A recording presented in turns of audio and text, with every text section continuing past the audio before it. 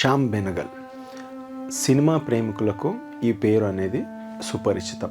మరీ ముఖ్యంగా serious film లవర్స్కు Shyam Benegal అనే పేరు ఒక ఒక ఒక ఎమోషనల్ బాండ్ ఉంటుంది ఈ నేమ్ తోటి.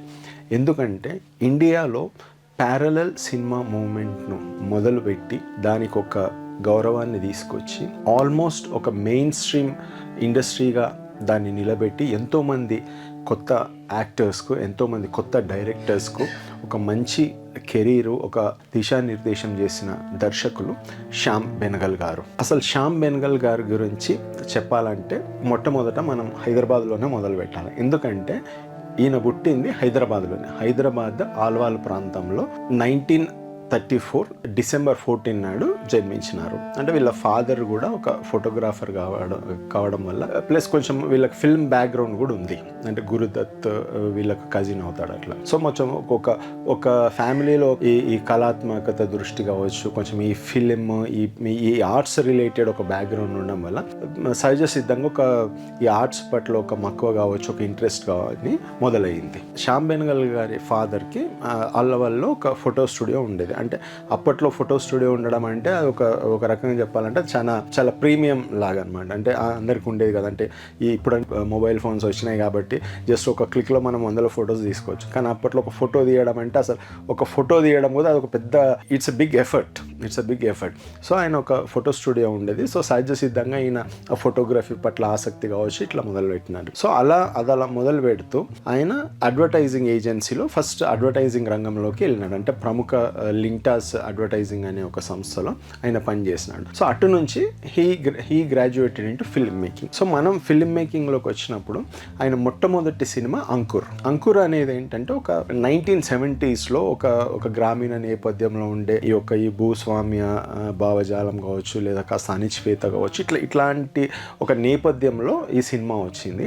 ఈ అంకుర్ అనే సినిమా రావడం తోటి ఒక సంచలనాన్ని క్రియేట్ చేసింది. అంటే ఫస్ట్ రావడమే ఎవరి డైరెక్టర్ ఏంటి ఇంత కొత్తగా తీసినాడు, ఇంత ఫ్రెష్గా తీసినాడు అనే ఒక టాక్ని తీసుకొచ్చింది. సో 1974లో వచ్చిన అంకుర్ తోటి శ్యామ్ బెనగల్ గారు తమ సినిమా జర్నీని మొదలుపెట్టినారు. అంకుర్ తర్వాత శ్యామ్ బెనగల్ గారు నిశాంత్ అనే మూవీ తీసినారు. ఇది కూడా ఆనాటి ఒక గ్రామీణ నేపథ్యంలో ఉండే ఒక అణిచివేత ఈ బ్యాక్గ్రౌండ్లో తీసిన మూవీ నిశాంత్ కూడా ఒక సూపర్ హిట్ అయింది. సూపర్ హిట్ అవ్వడమే కాకుండా ఒక క్రిటికల్ అక్లెయిమ్ను పొందింది. నిశాంత్ తర్వాత మంతన్, భూమిక ఇట్లా ఆయన జర్నీ సాగిపోయింది. అంటే ఒక వితిన్ ఇన్ ద ఫస్ట్ 3-4 మూవీస్లోనే ఆయన తనకంటూ ఒక స్ట్రాంగ్ ఇమేజ్ను క్రియేట్ చేసుకున్నారు. అంటే శ్యామ్ బెనగల్ అంటే ఒక ఆలోచనాత్మక మూవీస్, థాట్ ప్రొవోకింగ్ మూవీస్ తీస్తాడు, రియలిస్టిక్ మూవీస్ తీస్తాడని ఒక పేరును ఆయన సంపాదించుకున్నాడు. Within 3 to 4 years of his debut he became a name to reckon with in Indian film industry. అంటే not just in Hindi film industry, in Indian film industry.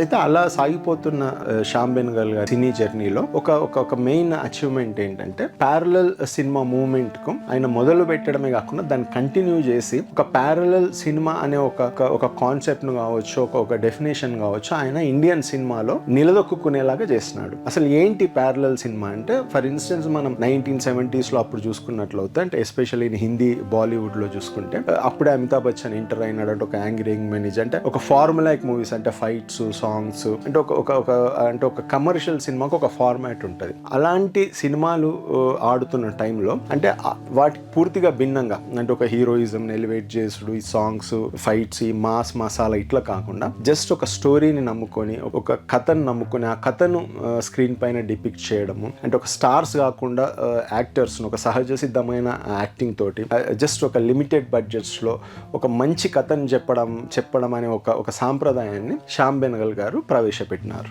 అంటే ఈ story telling అనేది, అంటే ఈ హంగామాసు, మాస్ మసాలా లేకుండా స్టోరీ టెల్లింగ్ ఏదైతే ఉంటుందో, అంటే శ్యామ్ బెనగల్ గారి కన్నా ముందు వేరే ఎవరు చేయలేదా అంటే చేసినారు.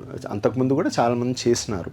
ఆల్రెడీ అప్పటికే సత్యజిత్ రే ఫేమస్. ఇంకా మన తెలుగులో కూడా చాలా మంది, not just in Telugu, Kannada, Telugu, ఇట్లా మలయాళంలో చాలా మంది డైరెక్టర్స్ ఉన్నారు. బట్ శ్యామ్ బెనగల్ గారి పేరే మనకి ఎందుకు వినిపిస్తుంది అంటే, ఈయన అటు ఇటు ఒక ఆర్టిస్టిక్ ఫిల్మ్ మేకింగ్ అంటే art films, art house movies టైప్లో చేస్తూ కూడా వాటిని కమర్షియల్గా సక్సెస్ చేసినాడు. అంటే ఒక కమర్షియల్ మూవీస్ ఎట్లాగైతే కమర్షియల్ ఫిల్మ్ ఇండస్ట్రీ ఎట్లాగైతే సక్సెస్ఫుల్గా ముందుకు సాగిందో అదేవిధంగా ఈయన మూవీస్ కూడా అంటే ఒక ఎలాంటి బడ్జెట్స్ లేకున్నా పెద్ద స్టార్స్ లేకున్నా ఇవి కూడా సక్సెస్ఫుల్గా సాగింది. అందుకోసమే ఆ పదమే ప్యారలల్ సినిమా మూవ్మెంట్ అంటారు. సో ఆ రకంగా ఈయన ప్యారలల్ సినిమాకు ఒక అంటే ఆల్మోస్ట్ ఆల్ ఆయన మనం ఫాదర్ ఆఫ్ ప్యారలల్ సినిమా అని అనొచ్చు.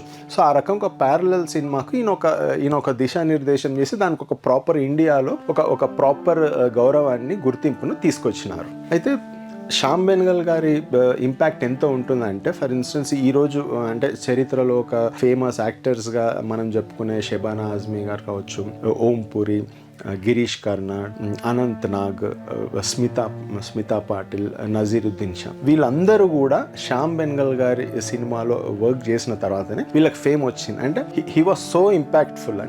అంటే అటు ఒక మంచి స్టోరీస్ను చూస్ చేసుకోవడమే కాకుండా మంచి యాక్టర్స్ను సెలెక్ట్ చేసుకొని వాళ్ళ కెరీర్స్నే ఒక రకంగా చెప్పాలంటే వాళ్ళ కెరీర్స్కి ఈయన ఒక స్ట్రాంగ్ ఫౌండేషన్స్ లే చేసినాడు అనుకోవచ్చు. అంటే ఈవెన్ ఇప్పటికి కూడా వాళ్ళందరూ కూడా శ్యామ్ బెనగల్ గారికి క్రెడిట్ ఇస్తారు. ఈవెన్ వాళ్ళే కాదు, అంటే లేటెస్ట్ స్టేజెస్లో మనోజ్ వాజ్పేయి కూడా జుబేదా అనే మూవీలో యాక్ట్ చేసినాడు. ఈవెన్ ఇప్పటికి కూడా మనోజ్ వాజ్పేయి క్రెడిట్స్ శ్యామ్ బెనగల్ గారు. సో అంటే ఒక యాక్టర్స్ కూడా ఈయన చాలా ఇంపాక్ట్ఫుల్ కెరీర్స్ను బిల్డ్ చేసుకోవడంలో శ్యామ్ బెనగల్ గారు ఎంతో తోడ్పడ్డారు.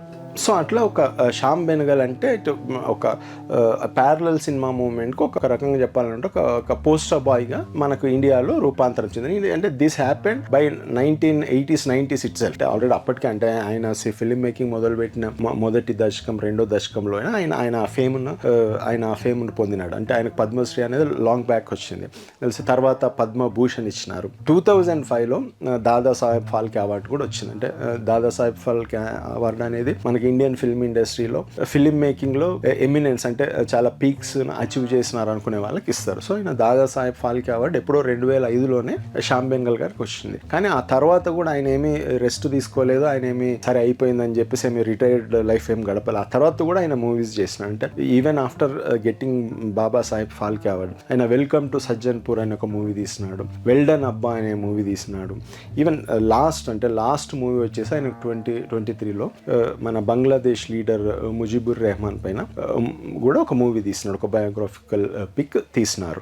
అనేక రకాలుగా ఆయన స్టోరీస్ తోటి ఆయన డైరెక్షన్ తోటి ఇండియన్ ఫిల్మ్ మేకింగ్ పైన ఒక చెరిగిపోని ముద్ర వేసిన శ్యామ్ బెనగల్ గారు డిసెంబర్ 23rd 2024 నాడు ముంబైలో మరణించినారు. అంటే ఒక కిడ్నీ రిలేటెడ్ ఇష్యూస్ తోటి మరణించినారు. బట్ ఆయన మరణించినా కూడా ఒక డెఫినెట్గా కూడా అంటే చాలాసార్లు మనం ఎవరు చనిపోయినా కూడా చెప్తుంటాం అంటే ఆయన లోటు తీర్చలేనిది లేదా ఆయన ముద్ర చెరిగిపోయిందని. కానీ అది నిజంగా ట్రూ అనేది మాత్రం శ్యామ్ బెనగల్ గారి విషయంలో. ఎందుకంటే ఆయన ఇప్పుడు ఫిల్మ్ మేకింగ్ అనేది వాస్తవం చెప్పాలంటే చాలా ఈజీ అయిపోయింది. అసలు అప్పట్లో సినిమాలు తీయడం అంటేనే చాలా కష్టం. అట్లాంటిది ఒక స్టోరీ ఓరియంటెడ్ మూవీస్ ఎట్లాంటి స్టార్స్ సపోర్ట్ లేకుండా సినిమాని తీసి వాటిని సక్సెస్ చేసి ప్రజల్లోకి తీసుకెళ్ళి ప్రజల మనసులు గెలుచుకోవడం అనేది అసలు మామూలు విషయం కాదు. అలాంటిది ఆయన 1970-80 ఆ ప్రాంతంలోనే అంటే 1970s 80s ఆ ప్రాంతంలోనే ఆయన అది సాధించినారు. సో అది ఆయన గ్రేట్నెస్. అంటే ఆయన మూవీస్ తీసి ఆయన సక్సెస్ సాధించడమే కాకుండా అంటే ఒక new crop of film makers అంటే ఒక రకంగా చెప్పాలంటే అంటే వాళ్ళు డైరెక్ట్గానో ఇండైరెక్ట్గానో ఇన్ఫ్లుయెన్స్ అయ్యారో లేదో కానీ ఫర్ ఇన్స్టెన్స్ మనం ఒకసారి చూసుకున్నట్టయితే తర్వాత వచ్చిన వాళ్ళు మణిరత్నం, రామ్ గోపాల్ వర్మ గారు ఇలాంటి డైరెక్టర్స్ అందరూ కూడా ఎంతో కొంత వాళ్ళు శ్యామ్ బెనగల్ గారి నుంచి ఇన్స్పైర్ అయ్యి ఉంటారు. అంటే మనం అంటే మాస్ మసాలా ఈ కమర్షియల్ ఫిల్మ్సే కాకుండా ఒక స్టోరీ ఓరియంటెడ్ మూవీస్ అంటే ఎలాంటి హంగామాలు లేకుండా జస్ట్ మనం ఒక ప్యూర్గా ఒక కథని చెప్పి ఒక స్వచ్ఛంగా ఒక కథని చెప్పి దాన్ని మనం ప్రేక్షకుల దగ్గరికి తీసుకెళ్ళొచ్చు, వాళ్ళ హృదయాలను గెలుచుకోవచ్చు అని ఒక కాన్ఫిడెన్స్ను ఒక దారిని మనకు డెఫినెట్గా శ్యామ్ బెనగల్ గారు చూపినారు. అంటే ఆయన అంటే అట్లా చూపడమే కాకుండా అంటే ఆయన ఏదో నా మూవీస్ నేను తీసుకున్న చాలే అని కాకుండా చాలా మంది యంగ్ ఫిల్మ్ మేకర్స్కు ఆయన సపోర్ట్ కూడా చేసినారు. అంటే ఫర్ ఇన్స్టెన్స్ ఇప్పుడు నగేష్ కుక్కునూర్ ఎప్పుడైతే హైదరాబాద్ బ్లూస్ తీసినాడో అతను రిలీజ్ కొంచెం ట్రబుల్ అవుతున్నప్పుడు శ్యామ్ బెనగల్ గారు హెల్ప్ చేసినారు.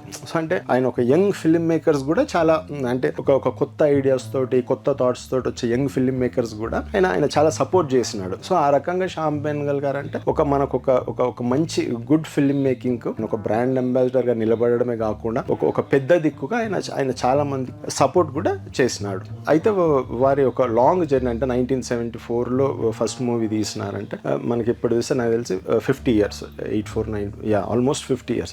ఇంత లాంగ్ జర్నీలో ఆయన చాలా మూవీస్ తీసినాడు. అంటే మనం చాలా చెప్పొచ్చు, అంకుర్, మంతన్, మండి, జునూన్, సూరజ్ కా సాత్వా కూడా ఇట్లా చాలా మూవీస్ తీసినాడు. చాలా డాక్యుమెంటరీ ఫిలిమ్స్ కూడా తీసినాడు. జవహర్లాల్ నెహ్రూ రాసిన డిస్కవరీ ఆఫ్ ఇండియా ఆ బుక్ మీద బేస్ అయ్యి భారత్ ఏక్ కోజ్ అనే ఒక మంచి టెలివిజన్ సిరీస్ కూడా ఆయన తీసినాడు. కొంచెం న్యూ ఏజ్ ఆడియన్స్కు పూర్తిగా ఆయన గురించి తెలియకపోవచ్చు. సో యంగ్స్టర్స్కు శ్యామ్ బెనగల్ గారిని పరిచయం చేయాలి, ఆయన ఒక వర్క్స్ను పరిచయం చేయాలి. ఎందుకంటే అవన్నీ చాలా థాట్ ప్రొవోకింగ్ వర్క్స్. అంటే అది ఒక ఎంటర్టైన్మెంట్ లాగానే కాకుండా మనం ఇప్పుడు ఆ మూవీస్ని చూసినా కూడా ఆనాటి పరిస్థితులు ఎలాగుండేవి అనేది మనకు అర్థం చేసుకోవడానికి హెల్ప్ అవుతుంది. కాబట్టి ఒక శ్యామ్ బెనగల్ గారిని ఆయన మూవీస్ను పరిచయం చేయాలనే ఒక చిన్న ప్రయత్నమే ఈ వీడియో. సో పర్సనల్గా నాకైతే అంకుర్, నిశాంత్ ఇట్లా చాలా మూవీస్ నేను ఎంజాయ్ చేసిన. సో మీకు నాకు తెలిసి శ్యామ్ బెనగల్ గారి మూవీస్ అన్నీ కూడా ఇప్పుడు ఆన్లైన్ అవైలబుల్. నాకు తెలిసి అన్ని ఫ్రీగా కూడా చాలా మటుకు ఫ్రీగానే అవైలబుల్ ఉంటాయి అనుకుంటాను. అంటే యూట్యూబ్లో కానీ మేబీ ఏవైనా కొన్ని ఏదైనా OTT ఛానల్స్లో పెయిడ్ సబ్స్క్రిప్షన్ ఉండొచ్చు. సో యంగ్ ఆడియన్స్ ఎవరైతే ఉన్నారో లేదా సీరియస్ ఫిలిం లవర్స్ ఎవరైతే ఉన్నారో మీరు శ్యామ్ బెనగల్ ఫిలిమ్స్ని అక్కడ వాచ్ చేయొచ్చు. సో వాచ్ చేశాక మీకు తెలుస్తుందా అంటే మన దగ్గర ఇంత ఫైనెస్ట్ ఫిల్మ్ మేకర్ ఉన్నాడు, ఆయన ఎంతోమంది ఫిల్మ్ మేకర్స్ ఇన్స్పైర్ చేసినాడు అనే విషయం. సో ఓవరాల్గా మనకు శ్యామ్ బెనగల్ గారు అంటే ఫిజికల్గా మన నుంచి దూరం అయిపోయి ఉండొచ్చు, బట్ ఆయన ఏదైతే ఒక మరుపురాని సినిమాలు అంటారు అంటే ఒక ఇంపాక్ట్ఫుల్ మూవీస్ అంటే అవి నిలబడిపోతాయి. సో అలాంటి ఒక మూవీస్ మనకు ఒకటి కాదు, రెండు కాదు, చాలా ఇచ్చినాడు. ఆ మూవీస్ చూసాక అంటే మూవీస్ చూసి మనం అక్కడ ఆగిపోమంటే మనం థింక్ చేస్తాం అసలు ఏంటి ఇట్లా ఏంటని. అంటే మనం ఒక ఆలోచనాత్మక మూవీస్ను మనకిచ్చి ఒక చాలా మంచి ఆర్టిస్టిక్ వాల్యూస్ ఉన్న మూవీస్ ఇచ్చి మనందరి ఒక రకంగా చెప్పాలంటే ఇటు ఫిల్మ్ హిస్టరీని కావచ్చు, సహజ సిద్ధ ఆర్ట్ హిస్టరీని కానీ ఆయన చాలా ఎంట్రీచ్ చేసినాడు. So we salute Shyam Benegal గారు on this occasion. He might have left us physically, but he will live with Indian film lovers and serious film lovers forever through his movies and his creative works.